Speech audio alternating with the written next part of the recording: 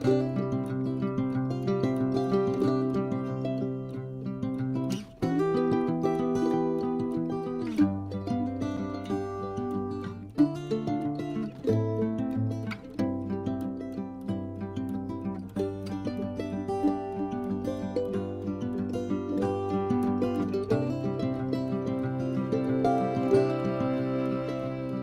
Morning বন্ধুরা, আমি শ্রাবন্তী আর শ্রাবন্তী সংসারের আরও এক নতুন ভিডিওতে তোমাদের সবাইকে স্বাগত জানাচ্ছি। আজকের দিনটি হলো রবিবার আর এখন সময় হলো ওই সকাল 6টার মতো। তো চলো আজকের ভিডিওটা তোমাদের সাথে নিয়েই শুরু করছি এখন থেকে। আজ যেহেতু তিনজন একসাথে উঠে গেছি তাই আগে বিছানা চাদরটা চেঞ্জ করে নিয়েছিলাম। আসলে ঘুম থেকে উঠেছি বলাটা ভুল, ঘুমটা ভেঙেই গেছিলো আজকে। সকাল সকাল হঠাৎ দেখছি বিছানাটা ভিজে গেছে। বাবু এতটা পরিমাণ হিসু করেছিল যে ডাইপার লিক করে পুরো ওর প্যান্ট জামা সমস্ত কিছু ভিজে দিয়েছে, সাথে আবার বেডটাও ভিজে গেছে পুরো। তাই সকাল সকাল উঠে আগে ওর সমস্ত কিছু চেঞ্জ করে নিয়ে চলে গেছিলাম বেডশিটটা চেঞ্জ করতে। এই প্রবলেমটার জন্যই ওকে শুধুমাত্র রাতে আমাকে ডাইপার পরাতেই হয়। ওর হয়তো প্রবলেম হয় কিন্তু আমাকে পরাতেই হয়, কারণ আমি যদি ডাইপার ছাড়া রেখে দিই ওকে তো রাত্রে তো ওর প্যান্ট ভেজানো ঠিক আছে, প্যান্টটা চেঞ্জ করে নেওয়া যাবে, কিন্তু ও এমন হিসু করে যে জামাটা শুদ্ধ ভিজে যায়, যার জন্য ওকে আবার মাঝরাতে জাগিয়ে সমস্ত কিছু চেঞ্জ করতে হয়। আর ও তো বিরক্তি হয় সেই টাইমে, ঘুমের মধ্যে যদি উঠিয়ে পড়ে ওকে জামা প্যান্ট চেঞ্জ করানো হয়। এবার বলবে হয়তো মাঝরাতে উঠে হিসু করে দিলেই সেই প্রবলেমটা আর থাকবে না, কিন্তু আমি সেটাও চেষ্টা করে দেখেছি মাঝরাতে ওকে উঠে হিসু করিয়ে নেওয়ার, কিন্তু ওর ঘুমটা এতটাই পাতলা যখনই ওকে হিসু করানোর জন্য ওঠাই ওর ঘুম ভেঙে যায়, আবার 1 ঘন্টার মতো ঘুমোতে চায় না, সেই জন্যই ডাইপার পরিয়ে রাখতেই হয়। তোমাদের সাথে গল্প করতে করতে আমার ঘর ঝাড় দেওয়া, রান্নাঘর মোছা, ব্রেকফাস্ট করা সব হয়ে গেছে। এমনকি আর সকাল সকাল যেহেতু বাবু উঠে গেছিলো তাই ওকে আরেকবার ঘুমও পাড়িয়ে নিয়েছি। আর এরপর ব্রেকফাস্ট যেগুলো করেছিলাম সেই বাসনগুলো মাজছিলাম, তখন দেখলাম ওর বাবা ডিউটি যাচ্ছে, তাই ওকে একটু দরজা খুলে দরজাটা লাগিয়ে দিতে চলে গেছিলাম। তারপরে সে বাসনগুলো ধুয়ে নিচ্ছি। আর দেখতে পেলে বাইরের ওয়েদারটা আজ কি সুন্দর করে আছে, তাই সেটা দেখেও একটু ক্যাপচার করে নিয়েছিলাম। এরপর দেখলাম দুধ দিয়ে চলে গেছে, তো সেটাই নিয়ে এসে আগে গরম করতে দিয়ে দিয়েছি আর এদিকেই বাসনগুলো ধুয়ে নিচ্ছি। যেহেতু বাবু ঘুমোচ্ছে তাই অনেক আস্তে আস্তে সাবধানে কাজগুলো করতে হচ্ছে, কোনো রকম আওয়াজ হয়ে গেলেই ও আবার উঠে যাবে, ঘুমটা ভালোভাবে না হলে আবার কোনো কিছুই কাজ করতে দেবে না।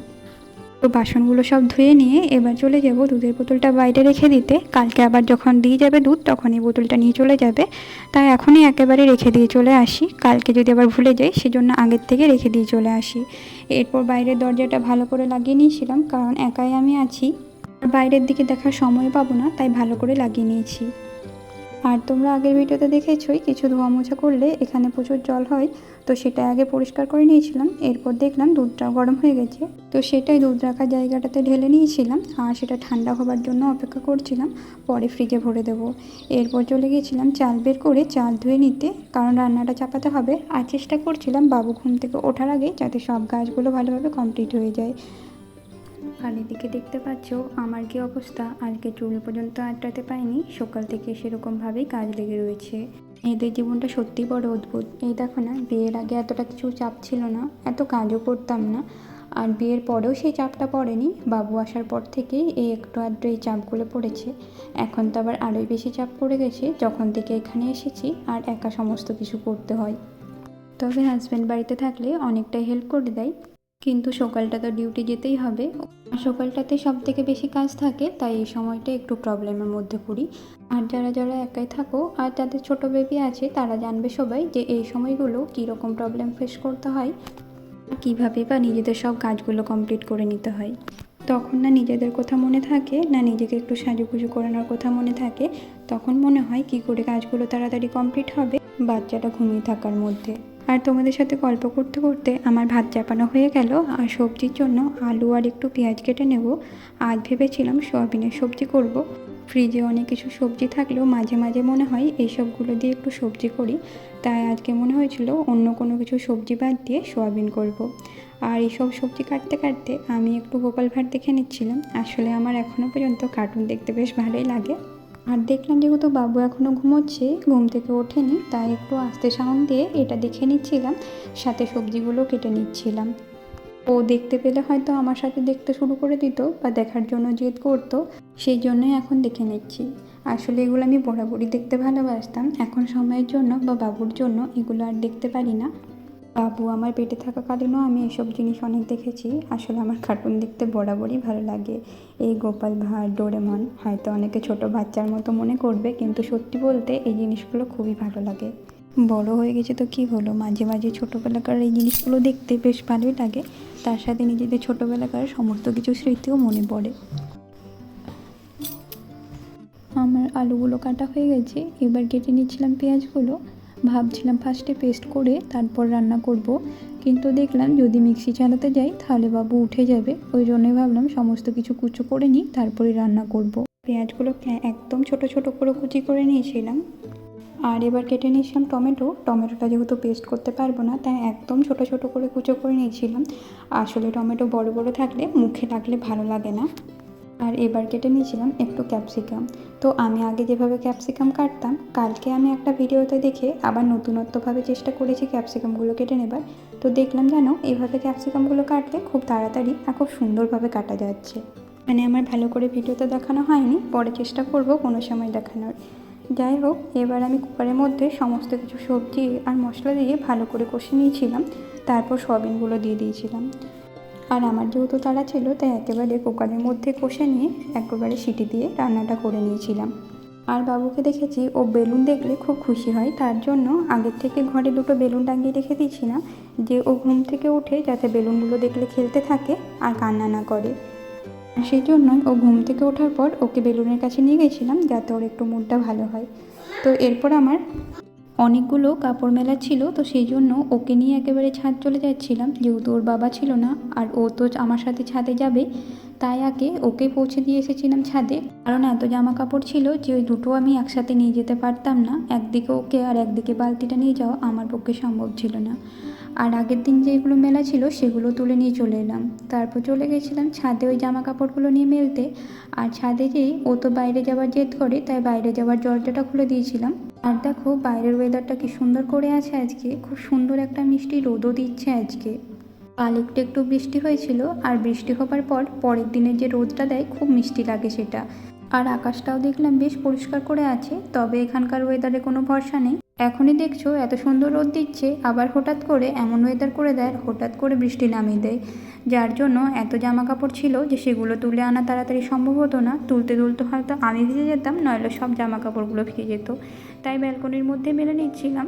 তবে আজ এত কাচাকুচি হয়েছে যে সমস্ত কিছু ব্যালকনির মধ্যে মেলা যায়নি। আসলে আজকে সকালে হিসু করে দিয়েছিল, তাই দুটো বেডশিটই ভিজে গেছিলো, সেই জন্যই অনেকটা জায়গা লেগেছিল, আর ওগুলো সব মেলাও যায়নি। তাই ওকে নিচে নামিয়ে বাইরে চলে গেছিলাম আরেকটা যে বড় চাদর থাকে সেটা মেলে নিতে। আর এমনিতেও বাইরের তারটা নষ্ট হয়ে গেছে, তার জন্য আমি সবগুলো মেলে নিতেও পারতাম না।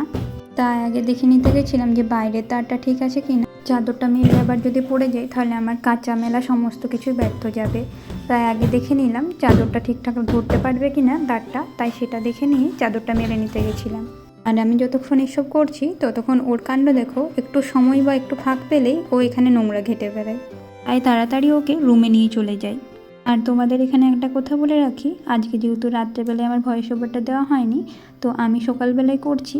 আর ওর জন্য আশেপাশে যতগুলো তোমরা সাউন্ড শুনতে পাচ্ছ সেগুলো একটু অ্যাভয়েড করে যেও। আসলে বাবু আর জেগে আছে, আর ওই জন্যই ভিডিও করতে করতে এসব করে বেড়াচ্ছে, তাই একটু সাউন্ডগুলো সব শুনতে পাচ্ছ তোমরা। আর এবার ছাদ থেকে নেমে এসে আগে যেহেতু জামা কাপড়গুলো তুলে নিয়ে এসেছিলাম সেগুলো আগে গুছিয়ে নিচ্ছি। আমাদেরগুলো সব আমাদের জায়গায় রেখে নিয়ে ওর বাবারগুলো গুছিয়ে নিচ্ছিলাম। আর এদিকে ও দেখো কি করে বেড়াচ্ছে, একটা ওষুধের প্যাকেট ছিল সেটাকে ছিঁড়ে ঘরগুলো নোংরা করছে।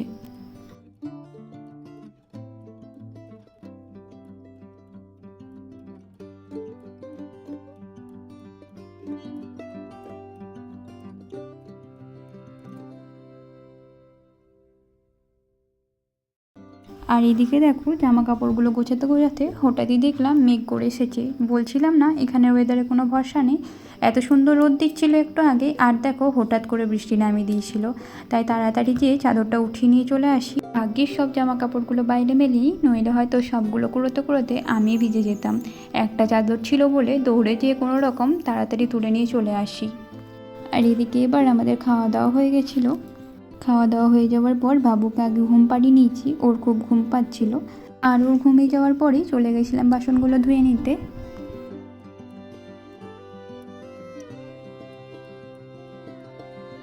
প্রথমে ভাবলাম এসবগুলো বিকেলে ধোয়া মোছা করে নেব, তাহলে বাবু ঘুমোতে ঘুমোতে একটু রেস্ট পাবো।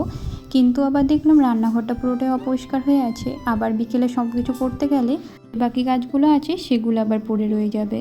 দুপুরে ঘুম থেকে উঠলেই তো ও আবার ফল খেতে চাইবে, তখন আবার ওকে ফল খাওয়ানো আছে, জল খাওয়ানো আছে, চা করা আছে, সমস্ত কিছুই আছে। তাই তাড়াতাড়ি এগুলো ধুয়ে নিচ্ছিলাম আর ভাবছিলাম যাতেও না উঠে যায় আমার ধুতে ধুতে। যদি উঠে গেল তাহলে তো হলো আমার রেস্ট নেওয়া।